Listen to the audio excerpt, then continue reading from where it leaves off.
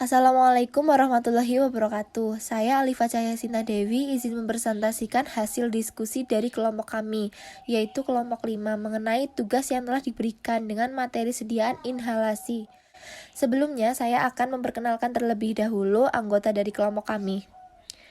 Yang pertama, ada Wulan Amalia Amanda NIM 13, yang kedua Irara Puriskar Kirani NIM 23, yang ketiga Nungki Agnes Duyana NIM 50, Konita Fajriyah NIM 78, dan saya sendiri Alifa Cahyasinta Dewi NIM 88. Selanjutnya, apa sih sediaan inhalasi itu? Jadi sediaan inhalasi adalah sediaan yang dimaksudkan untuk disedot melalui hidung atau mulut, atau disemprotkan dalam bentuk kabut ke dalam saluran pernafasan. Tetesan atau butiran kabut harus seragam dan sangat halus sehingga dapat mencapai bronkiolus. Inhalasi juga meliputi sediaan yang mengandung obat yang mudah menguap atau serbuk halus, atau kabut yang digunakan memakai alat semprot mekanik. Efektivitas obat inhalasi tidak hanya tergantung pada formulasi, tetapi lebih ke desain dan kemampuan pasien dalam menggunakan perangkat dengan benar. Selanjutnya ada contoh obat inhalasi. Contoh obat inhalasi ini ada 13. Yang pertama, beclomethasone dipropionat. Yang kedua, budesonide. Yang ketiga, fenoterol. Yang keempat, flutakison propionat. Yang kelima, ipratropium. Yang keenam, metaproterenol. Yang ketujuh, natrium kromoglikat. Yang kedelapan, nedokromil. Yang sembilan, prokaterol. Yang kesepuluh, salbutamol. Kesebelas, teofilin. 12, terbutalin. Dan yang terakhir 13, tiotropium bromide. Ya, selanjutnya ada jenis-jenis obat inhalasi. Ada 3 jenis. Yang pertama bronkodilator, yang kedua agonis adrenergik inhalasi, dan yang ketiga adalah antagonis kolinergik inhalasi. Nah, yang pertama ada bronkodilator. Bronkodilator merupakan obat yang memiliki mekanisme kerja dengan merelaksasi otot pernafasan dan melebarkan jalan nafas atau bronkus.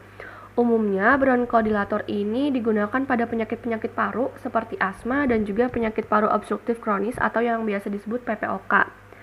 Nah, kemudian jenis obat inhalasi yang kedua ini ada agonis adrenergik inhalasi. Obat ini digunakan untuk terapi bronkospasme, wheezing, dan juga obstruksi aliran udara adalah agonis beta adrenergik.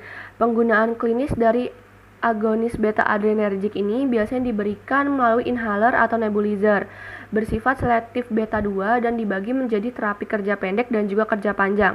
Untuk terapi kerja pendek ini efektif untuk meredakan dengan cepat keluhan bronkospasme, wheezing, dan obstruksi aliran udara. Sedangkan untuk yang kerja panjang ini digunakan untuk terapi pemeliharaan untuk memperbaiki fungsi paru dan juga mengurangi gejala dan risiko terjadinya serangan. Nah, selanjutnya ada jenis obat inhalasi antagonis kolinergik inhalasi. Ini umumnya digunakan untuk terapi pemeliharaan atau terapi kontrol dan terapi serangan akut pada penyakit-penyakit obstruksi saluran pernafasan. Penggunaan antikolinergik inhalasi pada kasus PPOK ini sebagai pemeliharaan dan terapi serangan.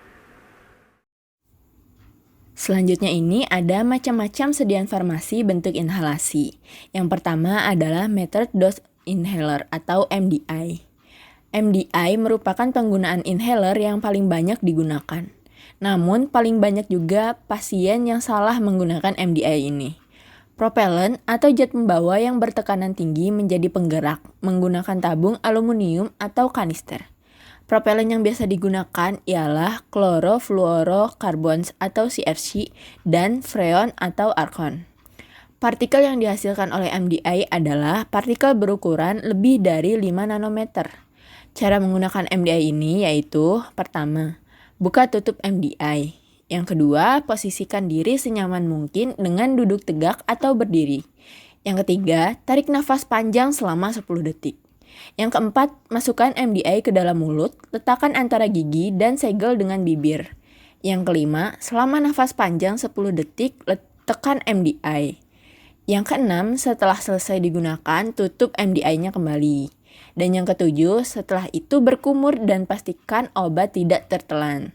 Penggunaan yang salah pada MDI paling banyak terjadi pada pasien daripada penggunaan macam obat inhaler lainnya.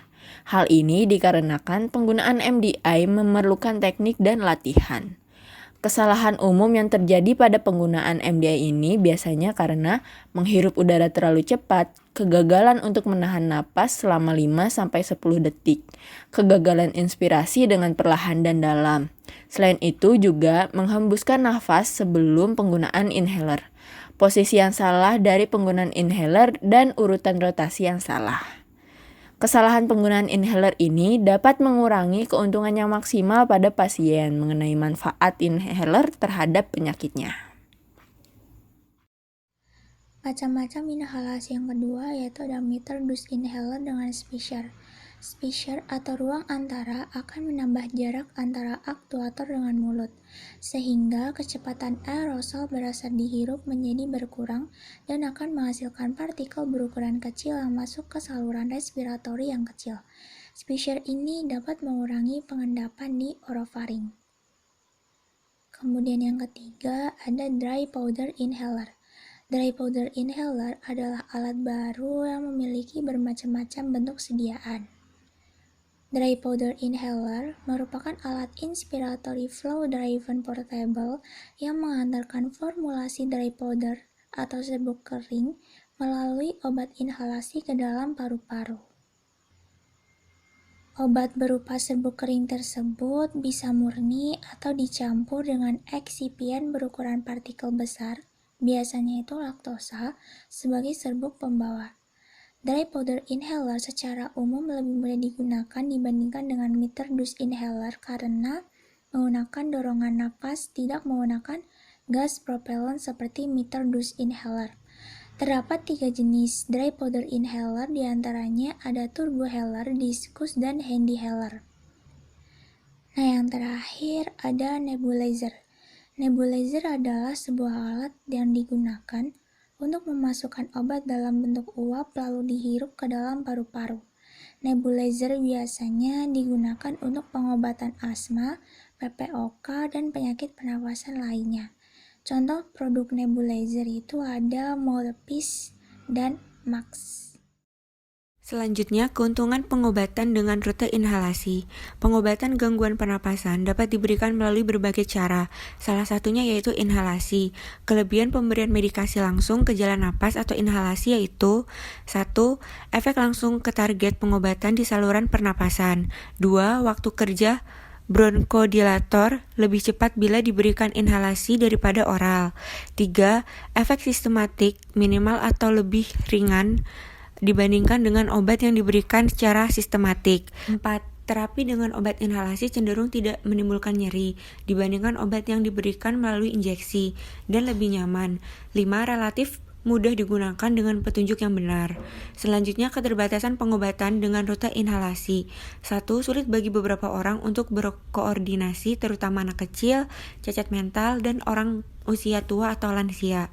2. Beberapa variabel atau pola nafas yang benar, tata cara penggunaan alat atau generator aerosol dapat mempengaruhi deposisi paru dan produktivitas dosis. 3. Membutuhkan aliran inspirasi tertentu untuk menggerakkan obat-obatan, membuat kurang ideal pada saat pemburukan gejala seperti pada asma atau penyakit paru obstruktif kronis atau PPOK.